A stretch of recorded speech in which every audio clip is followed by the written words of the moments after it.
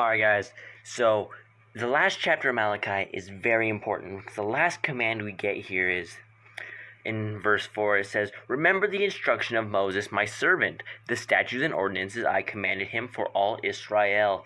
And see, 2 chapters back in Malachi he says, "I do not change." And when he says I do not change, he means it. He does not change. Nothing, his mind doesn't change. He's not changing his mind. And some say, well, Jesus came and he destroyed the commands of Moses. And in Malachi 4, he says, remember them. Because is it possible that he knew that people were going to forget his commands a chapter later when Jesus came in and misinterpreted the entire Bible? Is it possible that he knew that we were going to hang everything on the cross and sin like the rest of the world? So he says, remember the instruction of Moses, my servant. And you remember what the instructions were? That was the Torah. When he was up at Horeb on Mount Sinai, when he got the first commands, he got what you guys call the moral command, which is the first 10 commandments.